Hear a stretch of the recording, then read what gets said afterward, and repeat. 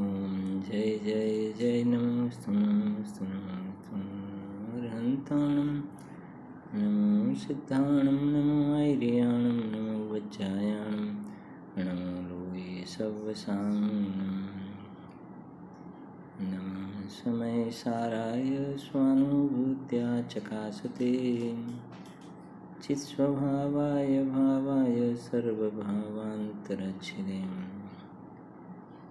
तीन भुवन में सार वीतराग विज्ञानताम शिव स्वरूप शिवकार नमः त्रियोग संहारिके।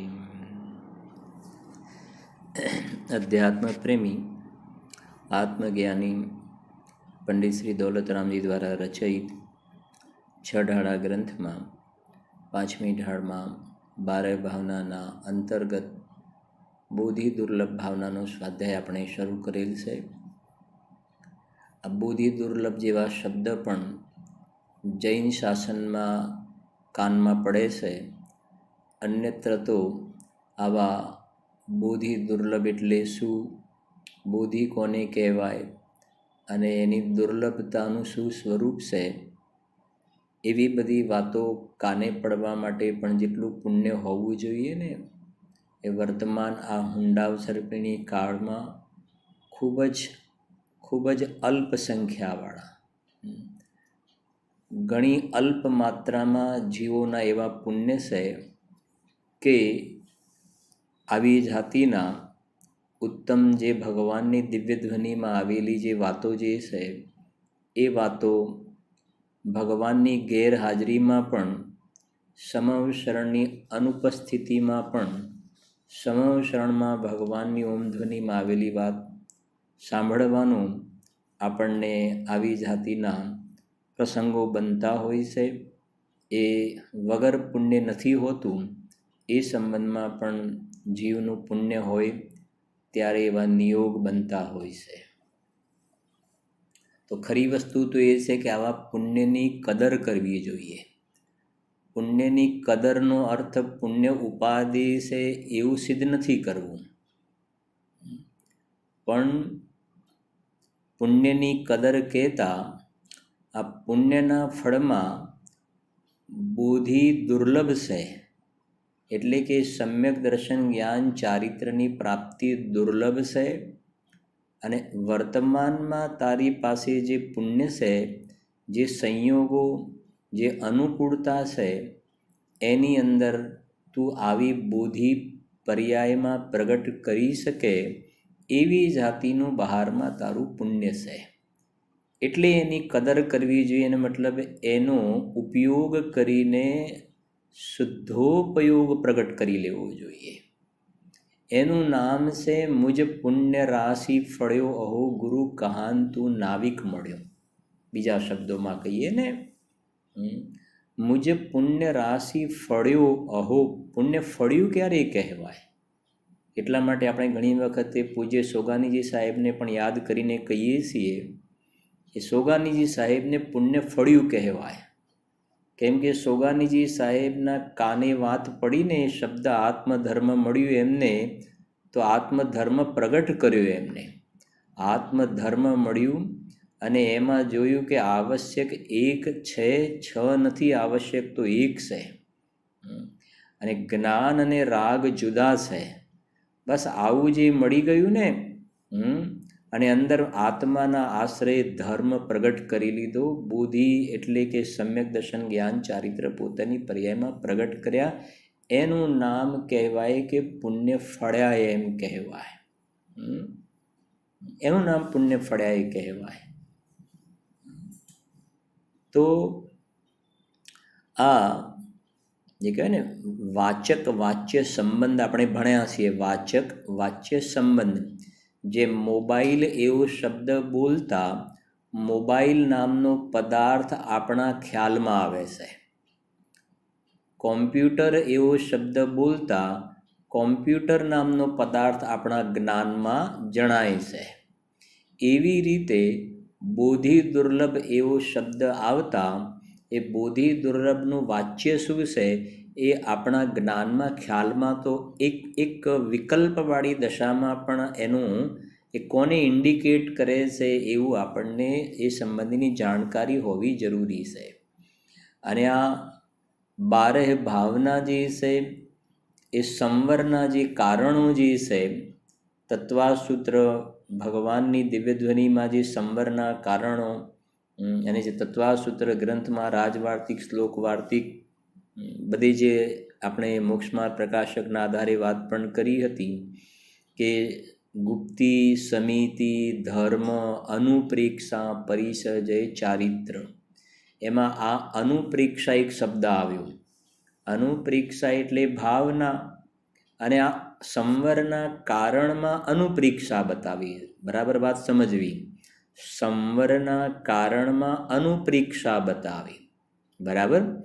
અને સંવર એટલે શુદ્ધાત્માની ઉપલબ્ધિ, શુદ્ધાત્માની પ્રાપ્તિ થવી સંવરમાં. અને એ શુદ્ધાત્માની પ્રાપ્તિ થવામાં કારણોની અંદર આ અનુપ્રેક્ષા કારણ બતાવ્યું. એનો અર્થ એ થયો કે આ બોધિ દુર્લભ ભાવના જે છે એના ચિંતવનના ફલમાં શુદ્ધાત્માની ઉપલબ્ધિ થવી જોઈએ. ફરીથી સમજો જરા. સંવરની વ્યાખ્યા તો આપણે ભણ્યા છીએ. ગ્રંથાદિરાજ સમયસારના તરફથી વાત કરીએ તો સમયસારમાં કહ્યું સંવર એટલે શુદ્ધાત્માની ઉપલબ્ધિ. મોક્ષ માર્ગ પ્રકાશકમાં કહ્યું કે સંવર થતાં સુખ થાય છે. બરાબર છે કે નહીં? અને બીજી રીતે વાત કરીએ કે સંવર પૂર્વકની નિર્જરા એ મોક્ષ માર્ગવાળી નિર્જરા કહેવાય. મિથ્યા દ્રષ્ટિને જે નિર્જરા થાય છે એ સંવર પૂર્વકની નિર્જરા નથી, એ ગજ સ્નાનવત નિર્જરા છે, એ કોઈ કામની નિર્જરા નથી. બરાબર.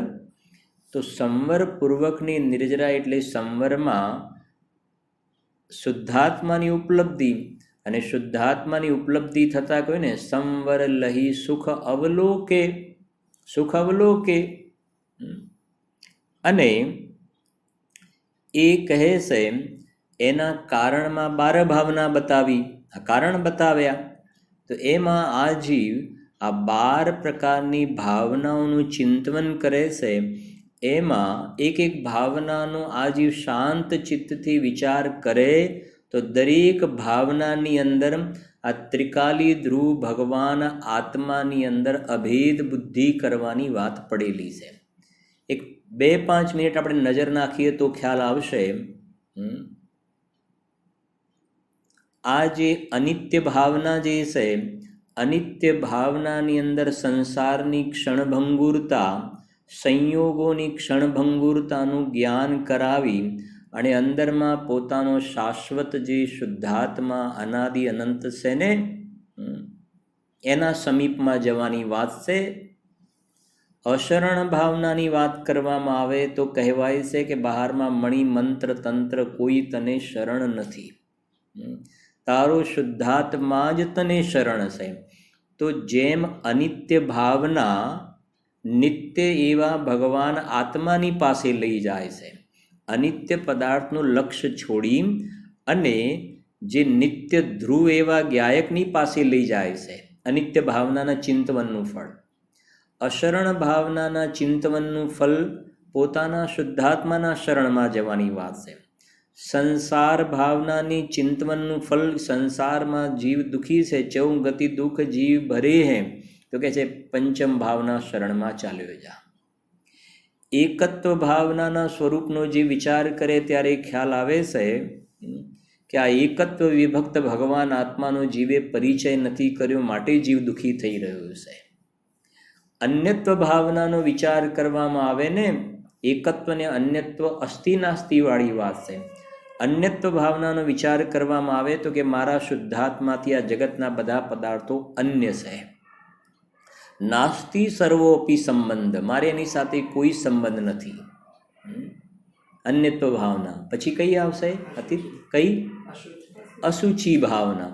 અશુચિ ભાવના, અશુચિ ભાવના એ બોધપાઠ કરાવે છે કે 24 કલાક આ જે શરીર જે અશુચિ છે ને એની અંદર તું એકાકાર થઈને રોકાયો છે કે શરીર બરાબર દેખાવું જોઈએ, શરીર બરાબર દેખાવું જોઈએ.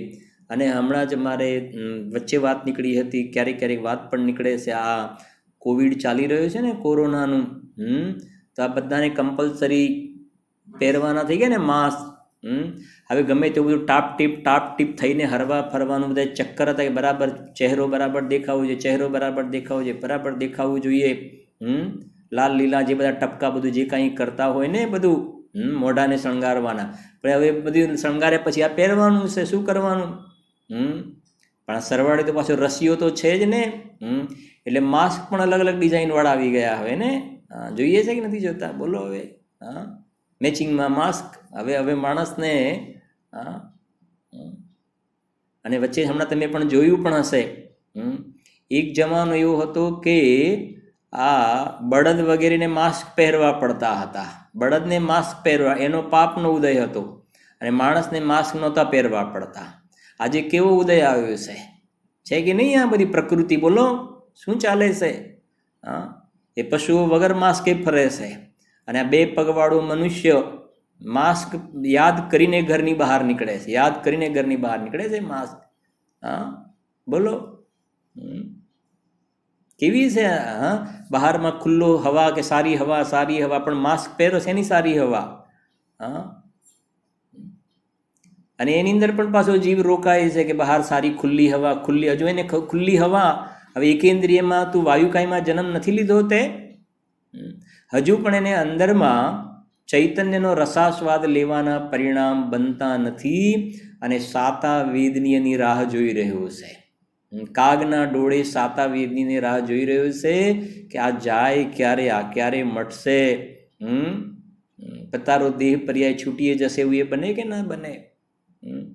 એટલે આ અશુચિ ભાવનાની અંદર પણ આ શરીરની અશુચિતાનું જ્ઞાન કરાવી તને દેહ પ્રત્યે જે ગ્રદ્ધતા છે ને એ તોડાવી અંદરમાં પરમ પવિત્ર એવું જે પોતાનો શુદ્ધાત્મા ચૈતન્ય દેવ બિરાજે છે ને એના શરણમાં જવાની અશુચિ ભાવનામાં વાત કરી. લખ્યું ને? આ તો જો કેવું છે, 1 કલાકમાં 12 ભાવનાનો સ્વાધ્યાય કરવો હોય તો એ થઈ શકે. 1 પ્રવચનમાં 1 ભાવનાનો સ્વાધ્યાય કરવો હોય તો એ થઈ શકે. બરાબર છે કે નહીં? અને 12 ભાવના 4 અનુયોગને પીને બેઠેલી છે. 4 અનુયોગને પીને બેઠેલી છે 12 ભાવના. એમાં પ્રથમાનુયોગના બધી કેટલી કથાઓ સંકળાયેલી છે, કર્ણાનુયોગના બધા મેથેમેટિક્સ છે, ચરણાનુયોગ તો છે જ, અને દ્રવ્યાનુયોગ તો આપણે હંમેશા પંડિતજીને યાદ કરીએ છીએ, જયચંદજી સાહેબને. એમને કહ્યું કે ના કહ્યું? અશુચિ ભાવનામાં શું કહ્યું? અશુચિ ભાવનામાં નિર્મલ અપની આત્મા દેહ અપાવન ગે જાની ભવ્ય નિજ ભાવ કો યાસો તજો સને. કહ્યું કે ના કહ્યું? તો તરત જ કેવી યાદ કર્યું? નિર્મલ અપની આત્મા. કહેવાનો આશય 12 ભાવના એને આનંદની જનની કહી છે. જેમ માતા હોય છે એ બાળકને જન્મ આપે છે, એમાં 12 ભાવનાનું રિઝલ્ટ શું છે? એનું ફળ શું છે? કે પર્યાયમાં અતિન્દ્રિય આનંદનો જન્મ થવો જોઈએ, પર્યાયમાં સમ્યક દર્શન જ્ઞાન ચારિત્રનો જન્મ થવો જોઈએ. એક પ્રકારથી કહીએ તો 12 ભાવના છે તો ગર્ભ કલ્યાણકની ગાથાઓ છે. 12 ભાવના તો ગર્ભ કલ્યાણક છે. જન્મ કલ્યાણકની અંદર જે છે સમ્યક દર્શન જ્ઞાન ચારિત્ર પ્રગટ થવા જોઈએ, રત્નત્રય પ્રગટ થવા જોઈએ આત્માના આશ્રય. કેમ કે 12 ભાવનાને કહ્યું ને સંવરનું કારણ બતાવ્યું છે, અને સંવરમાં શુદ્ધાત્માની ઉપલબ્ધિ, સંવર લઈ સુખ અવલોકે. જૈન શાસનમાં એટલા માટે વારંવાર મહિમા આપણને આવે કે આવું અદ્ભુત જૈન શાસનમાં પરિભ્રમણ કરતા કરતા તારો જન્મ થયો છે. તો અશુચિ ભાવનાની અંદર પરમ પવિત્ર ભગવાન આત્મા સમયસાર 72 નંબરની ગાથા 3 વખત ભગવાન આત્મા કહીને કહ્યું. પછી અશુચિ પછી કઈ આવશે? હવે આશ્રવ ભાવના. આશ્રવ ભાવનાની અંદર પણ કહી દીધું કે આ આશ્રવ દુઃખકાર ઘને રે. આશ્રમની અંદર પાપાશ્રમને પુણ્યાશ્રય, પાપાશ્રમને પુણ્યાશ્રવ શુભ ને અશુભ બંને જે છે તે કેમ હોય સુશીલ જે સંસારમાં દાખલ કરે. અને ત્યાં એ 72 ગાથાને યાદ કરીને કહી દીધું અસુચિ પણ વિપરીતતા એ આશ્રવો ના જાણે. અને એની સામે કહી દીધું કે આ તારો અંદરમાં ચૈતન્ય દેવ જે ભગવાન આત્મા છે ને એ પરમ પવિત્ર છે, આશ્રવ અપવિત્ર છે. આશ્રવ પછી સંવર ભાવના. તો સંવરની અંદર તો સીધી વાત આવી ગઈ. સંવરમાં પોતાના શુદ્ધાત્માની પ્રાપ્તિ ત્યાં પણ આવી ગયું. કહેવાનું આશય તમે એક તત્વ વિચાર આપણે કરીએ. ટોડરમલજી સાહેબ લખે ને જો તત્વ વિચારનો મહિમા, તો દરેકે દરેક ભાવના આ પર્યાયને અંદરમાં દ્રવ્ય સ્વભાવ તરફ ખેંચી જાય છે. દરેક ભાવનાનું રિઝલ્ટ પર્યાયનું દ્રવ્ય સ્વભાવ તરફનું આકર્ષણ ઉત્પન્ન કરે છે. પરનું આકર્ષણ તૂટી જાય છે અને દ્રવ્ય સ્વભાવનું આકર્ષણ ઊભું થાય છે. આ 12 ભાવનાનું રિઝલ્ટ છે. અને દ્રવ્ય સ્વભાવનું આકર્ષણ થયું એનો મતલબ એ પર્યાય દ્રવ્યમાં અભેદ થઈ. અને પર્યાય દ્રવ્યમાં અભેદ થઈને તો આત્મા તો જ્ઞાનાનંદ સ્વભાવ છે એનો. તો બરફનો ગાંગડો જેમ હાથમાં લેવામાં તો હાથ ઠંડો થાય એમ પર્યાયને દ્રવ્યનું આકર્ષણ થયું. એ બાજુ પર્યાય અભેદ થઈ તો કે છે તરત જ પર્યાયની અંદર અતિન્દ્રિય સુખનું વેદન થાય છે. અતિન્દ્રિય જ્ઞાન, અતિન્દ્રિય સુખ, સમ્યક દર્શન, જ્ઞાન, ચારિત્રની પ્રાપ્તિ થાય છે. એ બોધિ જે દુર્લભ હતું, અલભ્ય નથી. બરાબર સમજવું. અલભ્ય હોય તો એની લાભ થઈ જ ના શકે. અલભ્ય હોય તો એનો લાભ થાય જ નહીં. આ દુર્લભ કહ્યું છે. દુર્લભનો અર્થ એ કહેવું છે કે તારે મોજ મજા કરવી છે, હરવું ફરવું, ખાવું પીવું, વિષય ભોગમાં મસ્ત રહેવું છે અને આત્માનો લાભ તને થઈ જાય તો કહે છે કે એવું એનું સ્વરૂપ નથી ભાઈ. દુર્લભ કહ્યું છે એને. એના માટે ઉપયોગની એવી જીવ સૂક્ષ્મતા કરે દ્રવ્ય સ્વભાવને પકડવા માટે, ત્યારે અંદરમાંથી દ્રવ્ય સ્વભાવની સ્વાનુભૂતિ થતી જોવામાં આવે છે. વિષય ભોગની અંદર તું પડ્યો હોય ને પછી ક્યારેક આપણે એના માટે એક એક્ઝામ્પલ પણ આપીએ છીએ, તમને ખ્યાલ આવે તો સમજજો. રાત્રે સૂતા હોય અથવા તો સમજો કે ઘરે ટીવીની અંદર મેચ જોવે છે. હવે ક્રિકેટની મેચ જોતાં જોતાં કોઈને આત્માનો અનુભવ થાય બને ખરો? નહીં બને ને, નહીં બને. બરાબર. અને મેચ જોતાં જેને એકદમ ફોન આવ્યો, ભાઈ તમે પેલી જગ્યાએ આ તમારા પૈસા રોક્યા હતા એની અંદર તમારા લાખના સીધા 25 લાખ થઈ ગયા છે. સીધો તમને 25 લાખના. અથવા તો એમ પણ તમારે ફોન આવે કે તમારા આ જગ્યાએ હતું ને એની અંદર આમ કરતાં તમારા નામના કંઈક 50 લાખ તમારા નીકળે છે. આવું બની શકે કે ના બની શકે? આવું તો બની શકે. હવે આપણને ખબર જ નથી અને ત્યાંથી બેંકમાંથી કે બીજે ક્યાંકથી ફોન આવે કે ભાઈ તમારા નામના ખબર નથી પણ તમારા નામના 50 લાખ તમારું બોલે છે તમારા ખાતામાં જમા બોલે છે. હવે આપણને ખબર જ નથી. કહેવાનો આશય આવું બની શકે. કેમ કે એ 50 લાખ એ તો પૂર્વે બાંધેલા પુણ્યનો ઉદય આવે. પણ એવી રીતે મેચ જોતા હોય અથવા તો વિષય ભોગમાં જીવ પડેલો હોય અને એ વખતે એને કે બસ એ વખતે આત્માનો અનુભવ પણ થઈ જાય, સમ્યક દર્શન થઈ જાય, એવું નહીં બને. શાંતિથી વાત સમજવી. બધા શું કહેવાય, પેલા થિયેટરમાં મૂવી જોવા માટે ગયો, પિક્ચર જોવા માટે ગયો હોય અને કે મને તો ખબર નહીં, પિક્ચર ચાલતું હતું અને 1 કલાક પછી સીધું મને સમ્યક દર્શન થઈ ગયું. સમ્યક દર્શન પછી ઇન્ટરવેલ પડ્યો, એ પહેલાં મને સમ્યક દર્શન થઈ ગયું. આવું બને ખરું? ના બને. અને 1 કલાક પિક્ચર જોતાં એકદમ ફોન આવે ને ભાઈ તમારા નામના અહીંયા 50 લાખ બોલે છે, એવું બની શકે. અથવા કે તમારા ઘરમાં ખોદકામ કરતાં એમાંથી સોનાના 3 ચરુ નીકળ્યા હશે, તો એ બની શકે, એ પોસિબલ છે. એ પૂર્વના પુણ્યનું ફળ છે. સમ્યક દર્શન પુણ્યનું ફળ નથી. ન્યાય સમજવાનો. સમ્યક દર્શન પુણ્યનું ફળ નથી. સમ્યક દર્શન પુરુષાર્થનું ફળ છે. પુરુષાર્થ. અને પુરુષાર્થના પણ 4 સ્વરૂપ છે. એમાં સ્વભાવ સન્મુખના પુરુષાર્થનું ફળ સમ્યક દર્શન છે. સ્વભાવ સન્મુખતાના પુરુષાર્થ. કેમ કે પુરુષાર્થ 4 કયા ને? કયા 4 પુરુષાર્થ કયા? ધર્મ, અર્થ, કામ અને મોક્ષ. 4 પુરુષાર્થ કયા ને? 4 પુરુષાર્થ. ધર્મ અર્થ કામ અને મોક્ષ 4 પુરુષાર્થ. એમાં સમજો, એમાં જે અર્થ પુરુષાર્થ એટલે પૈસા કમાવા, અર્થ પુરુષાર્થ. કામ પુરુષાર્થ એટલે પૈસા કમાવ્યા પછી ભોગ વિલાસમાં વાપરવા, એને એ કામ પુરુષાર્થ. એને આપણે ક્યારેક સિમ્પલ લેંગ્વેજમાં એવું કહીએ છે, સોમવારથી શુક્રવાર સુધી અર્થ પુરુષાર્થ.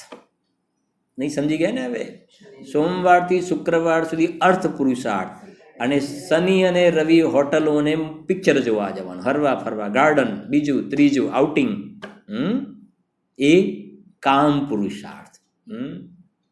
અનાર્યની ભાષામાં સમજાવવું પડે ને, એટલે દરેકને જેવું લાગવું પડતું એ સમજી જવું. હવે બેમાંથી પાપ ક્યારે બાંધે? 2 વખતે પાપ બાંધે ને.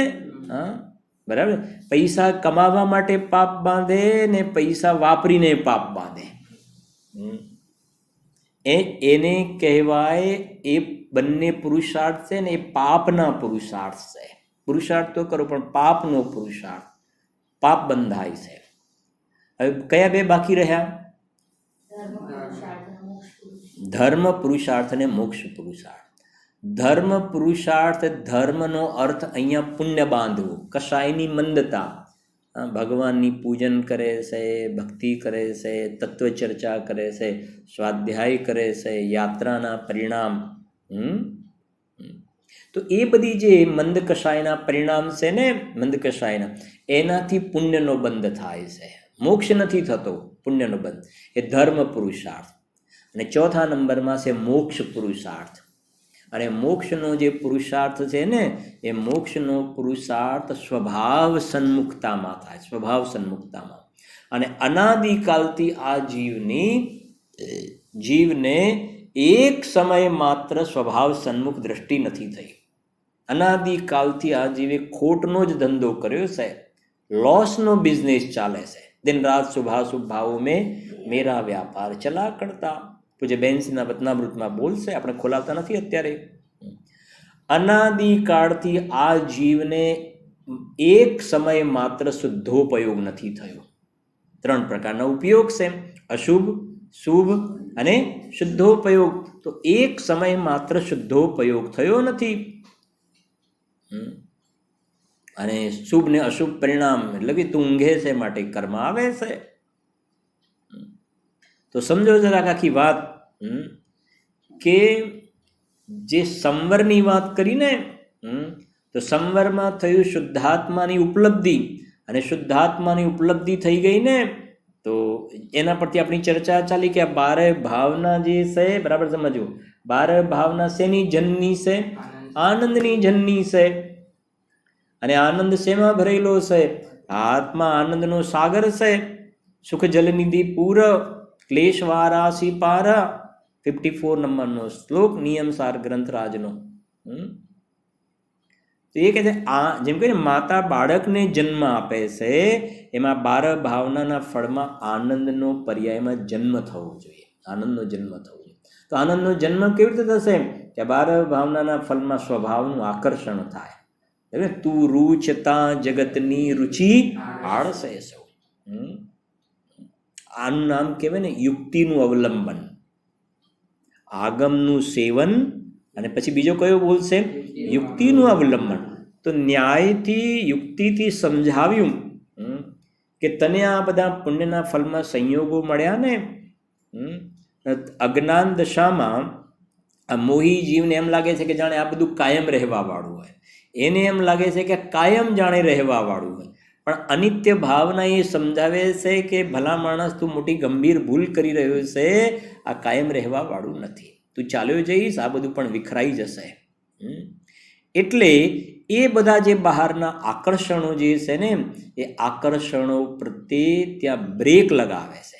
એ આકર્ષણને કહેવાય ને, એ આકર્ષણ બુદ્ધિને તોડાવે છે અને સ્વભાવ તરફનું આકર્ષણ કરાવે છે. 12 ભાવના. તીર્થંકર જેવા મહાપુરુષો પણ, એ તો જ્ઞાની ધર્માત્મા છે. તપ કલ્યાણકના પ્રસંગની વાત આવે છે ને, 12 ભાવનાનું ચિંતન તીર્થંકર જેવા મહાપુરુષો પણ કરે છે. રત્નકર્ણ શ્રાવકાચાર્યમાં આપણે જોઈશું પણ ખરા એને. એક રત્નકર્ણ શ્રાવકાચાર ગ્રંથ, એક મોક્ષ માર્ગ પ્રકાશક ગ્રંથ અને એક અષ્ટપાહુડ ગ્રંથ, આટલું જરાક તમારી પાસે રાખજો. એની અંદરથી આપણે કેટલીક વસ્તુઓની ચર્ચા પણ કરવાની છે બોધિ દુર્લભના અંતર્ગત. બરાબર. સંવર, પછી નિર્જરા. નિર્જરાના પાઠ પણ ભણે આપણે વિસ્તારથી, નિર્જરાની ચર્ચા કરી. સંવર પૂર્વકની નિર્જરા એ કામની નિર્જરા છે. નિર્જરા એટલે ટોડરમલજી સાહેબે કહ્યું ને, તપસા નિર્જરા. થોડું રિકોલ થઈ જાય ને બધું. તપસા નિર્જરા, તો તપ કેટલા પ્રકારના છે? તપ પેલા 12 પ્રકારના. એ તો વ્યવહાર તપ છે. તો શુદ્ધોપયોગને તપ કહ્યું. સ્વરૂપ વિશ્રાંત નિસ્તરંગ ચૈતન્ય પ્રતપનાસ તપ. આ અંદરમાં શુદ્ધોપયોગના ફળમાં નિર્જરા થાય છે. નિર્જરા પછી શું આવ્યું? લોક. લોક તો હમણાં જ પૂરું થયું આપણે, લોક ભાવના. અને એમાં જોયું પણ કરું, લોક સ્વરૂપ વિચારિકે આત્મરૂપ નિહારી પરમારત વ્યવહાર ગુણી મિથ્યા ભાવ નિવારી. કેવી સરસ સરસ વાતો લખી છે. એમાં કેવું, પહેલી લાઈન કેવી લખી? લોક સ્વરૂપ વિચારિકે. લોકના સ્વરૂપનો વિચાર કરવાનો કહ્યો. અને પછી શું લખ્યું? આત્મરૂપ નિહારી. તો આત્માના રૂપને તો શું કહ્યું? નિહારવાનું કહ્યું. લોકના સ્વરૂપનો વિચાર કરવાનો ખાલી કહ્યું. અને વિચારીને આત્માના સ્વરૂપને નિહારવાનો છે, આત્માનો અનુભવ કરવાનો છે. એ લોક ભાવનાની વાત. આ બોધિ દુર્લભની વાત છે. તો બોધિ દુર્લભમાં આ સમ્યક દર્શન જ્ઞાન ચારિત્રને યાદ કર્યા. રત્નત્રય છે દુર્લભ છે. રત્નત્રય દુર્લભ છે. અને એ કહે છે, ગઈકાલના સ્વાધ્યાયમાં આપણે વાત કરી, શરૂઆત કરીએ. બોધિ દુર્લભ ભાવના. અંતિમ ગ્રીવક લૌકી હદ પાયો અનંત બિર્યાપદ પર સમ્યક જ્ઞાનન લાદ્યો દુર્લભ નિજ મેં મુનિ સાધ્યો. શું કહ્યું ત્યાં? અંતિમ ગ્રીવક લૌકી હદ. હવે આ લોક ભાવના આપણે ભણે એટલે કે અંતિમ ગ્રીવક લૌકી હદ પાયો. એક વાર નહીં, 2 વાર નહીં, પાયો અનંત બિર્યાપદ. આના પરથી ખ્યાલ આવે ને. વધારે શું કહીએ, આપશે હજુ થોડી ચર્ચા કરીશું એ વખતે થોડીક. અનંતવાર તું ગ્રૈવેકમાં ગયો ને, એનો મતલબ અહીંયા દ્રવ્યલિંગ તે અનંતવાર ધારણ કર્યા. હવે દ્રવ્યલિંગ અનંતવાર ધારણ કર્યા એનો મતલબ એ સિવાયના બાકીના ભાવ કેટલા હશે તારા? એનાથી અનાદિનો કાળ પણ ખ્યાલ આવે છે કે તું અનાદિથી છો. અનાદિથી છો તું. પણ દુઃખની વાત એ છે ને, દુઃખની વાત એ છે કે અનાદિથી તું છો અને અનાદિથી તું દુઃખી છો. દુઃખી છો.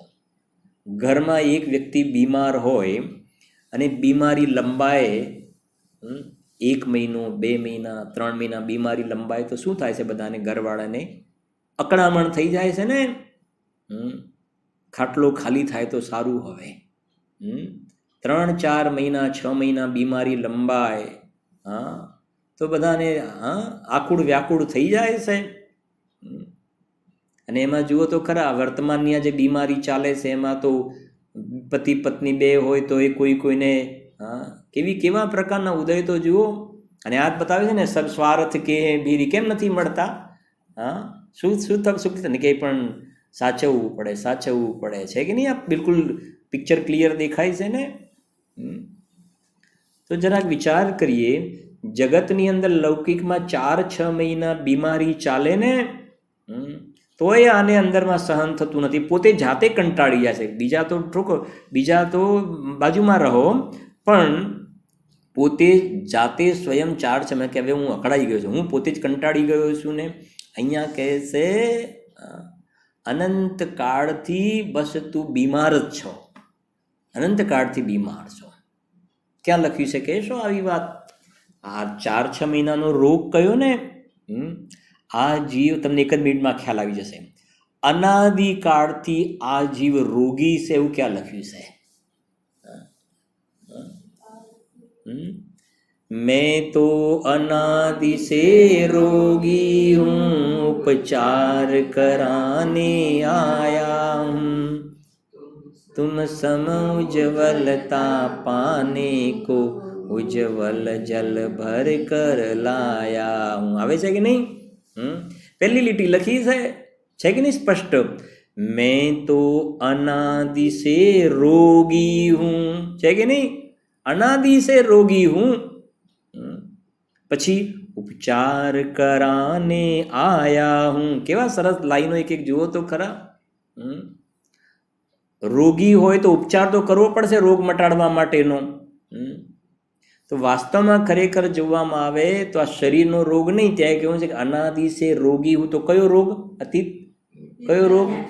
હા, આ મિથ્યાત્વને જે કષાય ભાવ જે છે, વિકારી પરિણામ જે ક્રોધ માન કષાયો છે, રોગ છે. જેમ સમજો દ્રષ્ટાંત, જેમ શરીરમાં રોગ થાય, દ્રષ્ટાંત તરીકે સમજવું, શરીરમાં રોગ થાય તો એ કહે છે કે હું દુઃખી છું, શરીરમાં રોગ થયો તો. ખરેખર જોવામાં આવે સિદ્ધાંત, એવી રીતે આત્મામાં આ રાગ દ્વેષ કસાય થાય ને તો એ રોગ છે, ને ખરેખર જીવ એનાથી દુઃખી છે, મિથ્યાત્વ અને કષાય ભાવના કારણે. અને આ મિથ્યાત્વ અને કષાય ભાવ ક્યારથી છે? અનાદિથી છે. એનું નામ છે મેં તો અનાદિ સે રોગી હું. કેન્સર કોઈને થાય તો કે હમણાં 6 મહિનાથી છે, કિડનીનો પ્રોબ્લેમ હોય તો 6 મહિનાથી છે, આ વર્તમાનમાં રોગ ચાલે છે કે મહિનાથી છે પ્રોબ્લેમ, પણ આ મિથ્યાત્વનો અનાદિથી છે. અને જ્યારે શરૂઆતમાં સ્ટાર્ટિંગ હતું એ વખતે આપણે એક થોડી વાત કરી હતી, શરૂઆતમાં લગભગ 3 મહિના પહેલાં, શરૂઆતના પેલી આપણે પેલું હતું ને લોકડાઉનનું શું કહેવાય, પહેલું એક જનતા કર્ફ્યુ વખતે કદાચ મેં વાત કરી હતી થોડી, એ વખતે અથવા એના પહેલાં એક બધી વાત થઈ હતી કે આ જીવ દુઃખી નક્કી પહેલાં કરવાની જરૂર છે કે આ વર્તમાનમાં જે મહામારી છે એના કારણે દુઃખી નથી.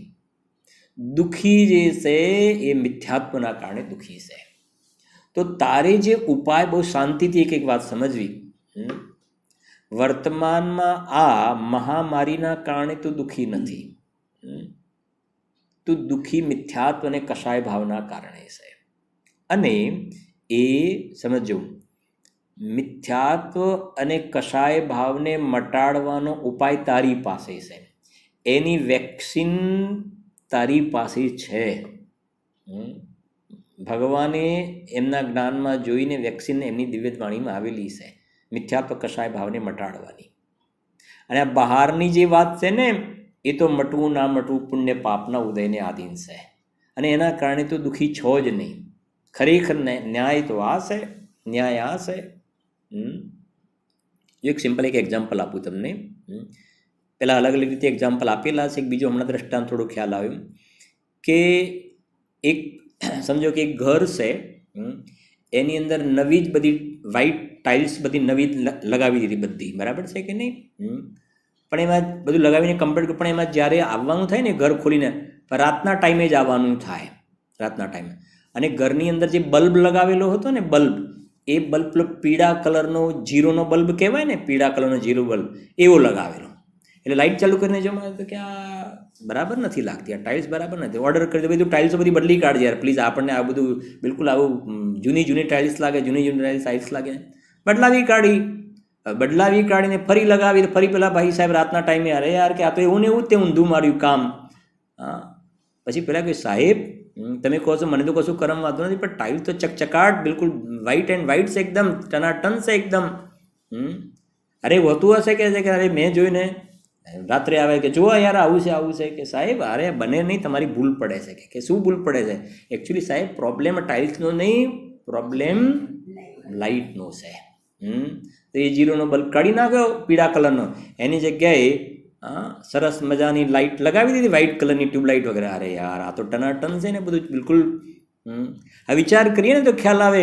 હવે એ ટાઇલ્સ બદલ ગમે તેટલી કરવામાં આવે ને તો એ તો પીળું જ દેખાવા વાળું છે. બલ્બ બદલવાનો તો તે લાઇટ બદલવાની હતી. એવી રીતે ખરેખર આ જીવ જે દુઃખી જે છે ને એ મિથ્યાત્વ બદલવાનું છે. મિથ્યાત્વનો બલ્બ કાઢી અને સમ્યક દર્શનનો બલ્બ લગાવવાનો છે. સમજે ને? મિથ્યાત્વને કાઢી અને સમ્યક દર્શન પ્રગટ કરવાનું છે. બાકી એ કોરોના જશે તો પછી રોના આવેગા, પછી બીજો કોઈ રોગ આવશે, પછી નહીં તો ત્રીજો કોઈ રોગ આવશે. એ તો ચાલુ ને ચાલુ જ રહેવા વાળું છે, એ કોઈ ઉપાય નથી. એટલે ત્યાં લખી, બહુ સરસ વાત લખી ને, એટલા માટે અંતિમ ગ્રીવ કલો કી હદ પાયો અનંત બિરિયાપદ પર સમ્યક જ્ઞાનન લાદ્યો દુર્લભ નિજ મેં મુનિ સાધો. સંવેક તૈયાર કરી છે? હા, આખી આવડે છે પહેલેથી છેલ્લે સુધી? બરાબર છે ને? હા. આપણો એક વિચાર પણ છે, જોઈશું એવું એનો મેળ બેસે તો. તમે વિચારજો પણ ખરા બધા, કમિટી જે કંઈ છો આની સાથે ઇન્વોલ્વ બધા. એવી ભાવના છે એક કે હવે આ બોધી દુર્લભ ભાવના છે, પછી આપણે આવશે ધર્મ ભાવના, પછી 12 ભાવનાનો સ્વાધ્યાય આપણો પૂર્ણ થશે. બરાબર છે કે નહીં? બોધી દુર્લભ ધર્મ પછી બીજી પણ ગાથા છે ને, પછી પૂર્ણ થશે. પણ એક એવી ભાવના છે કે હવે આ 12 ભાવના, શાંતિથી સમજજો, 12 ભાવના દોલત રામજીની પૂરી થવા આવી ગઈ. લગભગ રોજ આપણે કેટલી વાર એક પદ બોલાયેલા છે. ઘણા બધાને 12 ભાવના તૈયાર થઈ ગઈ છે, કેટલાને સારી એવી તૈયાર થઈ ગઈ છે. એટલે આપણે જ્યારે આ દોલત રામજીની 12 ભાવના સ્ટાર્ટ કરી એ વખતે આપણે એક એનું એક્ઝામનું આપણે ગોઠવણી કરી હતી. તો એ વખતે પણ બહુ સારી એવી સંખ્યામાં બધાએ પરીક્ષા આપેલી હતી. અને કેટલાકને થોડું 6-7 તૈયાર થઈને બાકીનાને એટલેથી રહી પણ ગયું હતું. બરાબર? એ બધાને પણ તૈયાર થઈ ગઈ ને એ સિવાય નવા પણ કેટલાને આ બધી 12 ભાવના કમ્પ્લીટ તૈયાર થયેલી છે. તો એક એવું આપણે પ્લાનિંગ કરીએ કે આ જે તે દિવસથી નક્કી કરી અને આ ધર્મ ભાવના પૂરી થાય, આ 5મી ઢાળ, તો જ્યારે પણ 2-3-4 દિવસ પછી આપણે એવી ડેટ આપીએ એને કે 15 દિવસનો એક ટાઈમ આપીએ. એની અંદર બાકીના જેને પણ બાકી હોય 5મી ઢાળ, એ પણ પોતે જેમ લાસ્ટ ટાઈમ જેવી રીતે પ્લાનિંગ કર્યું હતું કે એને વિડીયો કે જે પ્રમાણે મૂકી અને જેવી રીતે આપણે કર્યું હતું એ પ્રમાણે યથાયોગ્ય જે પ્રમાણે થઈ શકે એવી રીતે બધાને પાર્ટિસિપેટ કરવામાં આવે, આની અંદર બધાને જોડવામાં આવે ને, તો એની અંદર પણ એક આપણને સારું રિઝલ્ટ પણ મળશે. અને ઘણા બધાની એવી ભાવના પણ છે કે ફરીથી આવી અમને ઓપોર્ચ્યુનિટી મળે તો અમારે પણ આવી રીતે એની અંદર તૈયાર કરીને આપવાની ભાવના છે. તો એ સંબંધમાં આપણે વિચાર પણ કરીશું આપણે. બરાબર? તો જોઈએ આપણે કે પર સમ્યક જ્ઞાન લાદ્યો દુર્લભ, એટલે દુર્લભથી વાત આવી ને, દુર્લભ છે, અલભ્ય નથી, દુર્લભ છે. પણ એના માટે એવું કારણ આપવું જોઈએ. જેવું કારણ આપે એવું કાર્ય થાય. પૂજ્ય બેનસિંહના વચનામૃતમાં બોલશે, કારણ આપે આત્માનો અનુભવ કરવાનો. હા, એક વાત કડક છે, ગુરુદેવે કહી છે એટલે કહું છું, પછી બતાવીશ, નહીં તો આપણે પુરુષાર્થ સિદ્ધિ ઉપાયમાં છે કે ઇષ્ટોપદેશમાં છે, બહુ જોઈ લઈશું. વાત બહુ કડક શબ્દોમાં ગુરુદેવે કહ્યું છે, પછી એમના શબ્દોમાં પણ બતાવી. ઘણાનો આ પ્રશ્ન હોય છે ને કે અમે આવી બધો આટલા ટાઈમથી સાંભળીએ છીએ, વિચાર કરીએ છીએ, આમ છતાં પણ આત્માનો અનુભવ કેમ થતો નથી. ઘણા બધાનો આ પ્રશ્ન હોય છે ને કે આ સાંભળીએ છીએ, વિચાર કરીએ છીએ, આ જ કરવા જેવું છે, આ સિવાય બીજું કશું કરવા જેવું નથી. બિલકુલ બધી વસ્તુ ખ્યાલમાં પણ આવી જ ગઈ છે. આ બધું આ સાર છે, કુટુંબ, પરિવાર, ધંધો, વ્યાપાર, કશું જ નથી. સાર તો એક આત્માનો અનુભવ કરવા જેવો છે. ગુરુદેવે ખરેખર આપણને ન્યાલ કરી દીધા, બધી વાત કરે, પણ ખબર નહીં હજુ અંદરમાં આત્માનો અનુભવ કેમ થતો નથી. તો ગુરુદેવશ્રીએ બહુ કડક શબ્દોમાં વાત કહી છે. ગુરુદેવ એમ કહ્યું કે તું નપુંસક છો, આવું ગુરુદેવે કહ્યું. તારામાં તાકાત નથી. તું એમ કહે છે, સમજો, તું એમ કહે છે કે મને આત્માનો અનુભવ કેમ થતો નથી, ત્યારે ગુરુદેવશ્રીએ કહ્યું કે તું હીન પુરુષાર્થવાળો છે, તું નપુંસક છો, કેમ આત્માનો અનુભવ નથી થતો. આ સમજો કે ભાઈ આ શું કહેવાય ને, આ મોબાઈલ છે, આ કપડું છે, એ કહે કે આત્માનો અનુભવ નથી થતો. બરાબર છે, એનામાં એવી જાતિની યોગ્યતા જ નથી. તું તો જીવ દ્રવ્ય છો ને, તારામાં સુખ નામની શક્તિ છે, વીર્ય નામની શક્તિ છે, સ્વરૂપની રચનાના સામર્થ્ય રૂપ તારામાં શક્તિ છે, તો તું તારા પર્યાયની અંદર સ્વરૂપની રચના કરી શકે એમ છે. અને ગુરુદેવશ્રી ઘણીવાર કહે છે ને, જેમ ગુરુદેવશ્રી કહે છે ને, જેમ શું કહે પેલા હોય છે ને, પ્રજા ન હોય, હિજડાને જેમ પ્રજા ન હોય ને, એમ તું જે કહે છે કે અનુભવ નથી થતો, એનો મતલબ તારી પર્યાયમાં સમ્યક દર્શન જ્ઞાન ચારિત્ર ધર્મની પ્રજા નથી થતી. તો ધર્મની પ્રજા નથી થતી, સમજાય છે ને? સમ્યક દર્શન જ્ઞાન ચારિત્ર બોધિ દુર્લભ, એ ધર્મની પ્રજાનો કેમ જન્મ થતો નથી? ત્યારે ગુરુદેવશ્રીએ કહ્યું છે કે શું તું અંદરમાં હીન પુરુષાર્થી છે, એવો તારામાં સામર્થ્ય નથી? એમ કહીને ગુરુદેવે એક રિયલ વાત કરી છે કે તું આ જે કહી રહ્યો છે કે કેમ થતો નથી, વાત ખોટી વાત છે. કેમ થતો નથી એ તો જેનામાં એવી જાતિની ક્ષમતા ન હોય ને એ કહે તો બરાબર છે. તું તો ક્ષમતાવાળું તત્વ છો, બરાબર છે કે નહીં? જેવું એટલે ત્યાં જે કહ્યું, અંતિમ ગ્રૈવક લોકી હદ પાયો, અનંત બિરિયા પદ પર સમ્યક જ્ઞાન લાદ્યો, દુર્લભ નિજ મેં મુનિ સાધો. દુર્લભ પછી શું લખ્યું? નિજ મેં મુનિ સાધો. તો આ જે બોધિની પ્રાપ્તિ જે મુનિરાજને થઈને, સમ્યક દર્શન જ્ઞાન ચારિત્રાણી મોક્ષ માર્ગ, એ એમને પ્રાપ્તિ થઈને તો કહેશે કે ક્યાંથી થઈ? એ ક્યાંથી મળ્યા? રત્નત્રયનો વૈભવ એમને મળ્યો. ક્યાંથી મળ્યો? કે નિજ મેં મુનિ સાધન, નિજ સ્વભાવ સાધન વડે ચાર ઘાતી કર્મોનો ક્ષય કરી અનંત ચતુષ્ટય રૂપે બિરાજમાન છે. નિજ સ્વભાવ સાધન. આ નિજ શબ્દ, એક એક શબ્દ તમે કહેવાય ને, આપણે રોજ કહીએ છીએ શાંત ચિત્તથી એક એક શબ્દ જે હોય ને એના વિચાર કરવા જોઈએ. એક એક શબ્દમાં બહુ વજન છે. દુર્લભ નિજ મેં મુનિ સાધો. આત્માની સાધના કરવાના ફલમાં આવી પ્રકારની પર્યાયની અંદર દશા પ્રગટ થતી જોવામાં આવે છે. તો આ એક દોલતરામજી તરફથી આપણે વાત કરી. હવે આપણે એક મંગતરાયજીની 12 ભાવના છે, એને આપણે ટચ કરીશું. અને મંગતરાયજીની 12 ભાવના પછી સમજો, મંગતરાયજીની 12 ભાવનાનો વિષય એક અલગ આવી રહ્યો છે, બહુ સુંદર વિષય આવી રહ્યો છે હવે. અને એના માટે મોક્ષમાર્ગ પ્રકાશક હોવું તમારી પાસે જરૂરી છે. અને તમને એક ચાર્ટ પણ મોકલેલો છે, એ ચાર્ટ પણ તમારી સાથે જોડે રાખજો, બરાબર છે કે નહીં? એટલે થોડું સમજવાનું ઇઝી પણ થશે. આજે દુર્લભતા કહેવામાં આવે છે એનું શું સ્વરૂપ છે. અને એના પછી ભૂધરદાસજીની 12 ભાવના, ભૂધરદાસજીની બોધિ દુર્લભ, અને જયચંદજી છાબડાજીની બોધિ દુર્લભ, એ બંનેની પણ વાત કરીશું. અથવા તો બાકીની ભાવના અને આ ભાવ. તો જયચંદજી છાબડાજીનું કહેવું છે કે આત્માનો અનુભવ તો સુલભ છે, બહારમાં ધન પૈસા દુકાન મળવું એ દુર્લભ છે. આખી વાત બદલાશે, એની ચર્ચા પછી કરીશું આપણે. પણ એક તમને બતાવી દઉં કે આપણે કયા બોધિ દુર્લભમાં કયા ટોપિકની ચર્ચા કરવાના છીએ આપણે. એક આપણે આ દોલતરામજીનું જોયું આપણે. હવે આપણે જોઈશું મંગતરાયજીની ચર્ચા, બરાબર છે કે નહીં? અને ભૂધરદાસજીની, એ બંનેનું લગભગ થોડું નિયરેસ્ટ આવશે, બરાબર? ત્યાં એવું બતાવવું છે કે આત્માનો અનુભવ દુર્લભ છે અને આ બધું જે છે સુલભ છે. આત્માનો અનુભવ દુર્લભ છે.